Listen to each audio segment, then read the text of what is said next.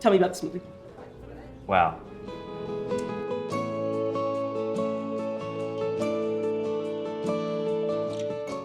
It was a really awesome opportunity, and I remember writing the script and originally being like, how disabled is this character? And it wasn't always a given that I was going to play her. So I remember writing it like, okay, well, if we just put her in a wheelchair, that's not authentic. That's the exact thing that bothers me about movies. But if we put her in this, or we ask her to walk with a limp, or what if she's just me?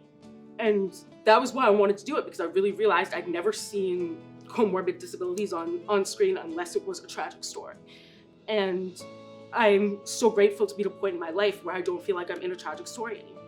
I knew reading it that there was importance in the script, and there was something that needed to be told and gotten out to the masses by it. And it was interesting all the way through. There was never a moment where it was dull or you knew exactly what was going to happen. The whole time you were always kind of waiting to see what else was coming. So that was great writing. And that was really my first impression, was like, this story needs to be told, and the person who wrote the story really wants to tell the story. She had 2 things, not just hearing aids. I was talking to my mom, and I remember I had one doctor growing up who was an endocrinologist. I'm talking to my mom about it. I was like, yeah, I hated her. And my mom was like, because of 2 things?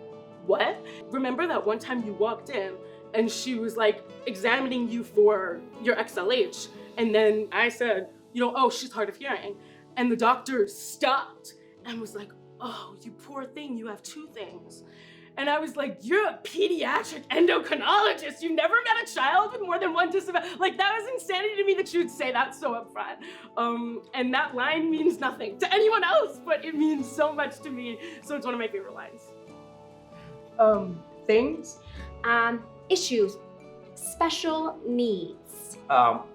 We don't use the word special anymore. It's now different abilities. It was a little bit of a guessing game for me, actually, to read the script, and was like, well, is he being wrong there, or is he being patronizing? Is that what's appropriate? And I was glad I got a chance to talk to you beforehand and clarify some things. You could educate me, because you told me you like to be called deaf, and it was really important to me to make you feel seen the way you see yourself. I like to be called deaf and disabled.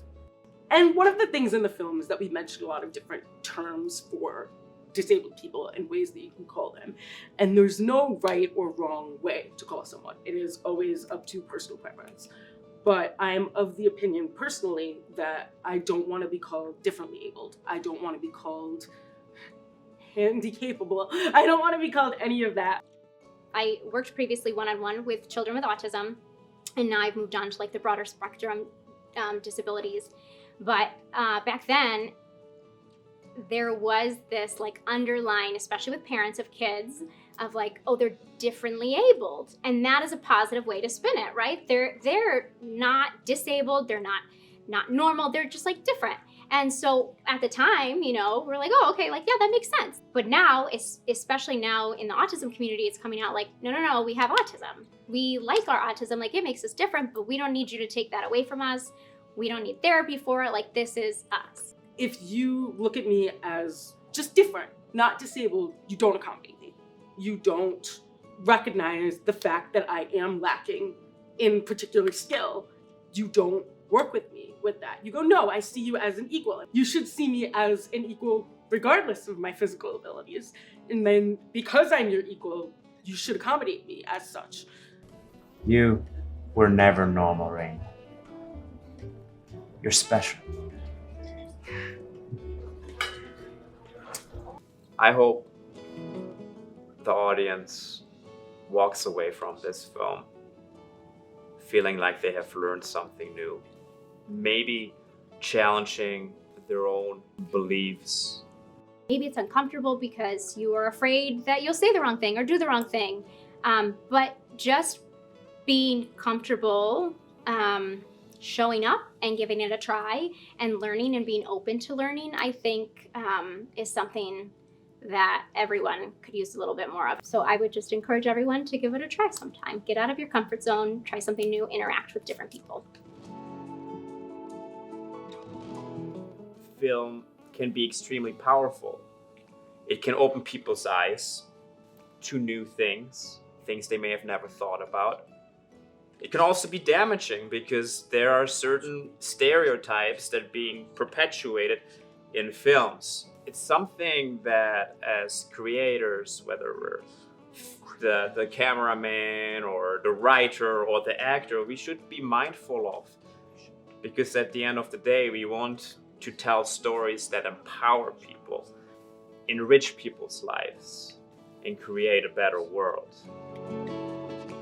The important thing for me is that the script communicates to someone who feels alone that they aren't, and that they can be confident, and that that's allowed, and they can be desirable, and that that's allowed. Because for me, I always need to see somebody else say it or do that thing to realize I'm allowed to do the same thing. So I still care about looking normal. I still care about how people see me. I still care about all of those things. Sometimes. And sometimes I don't. Maybe I can be that person for myself too, you know?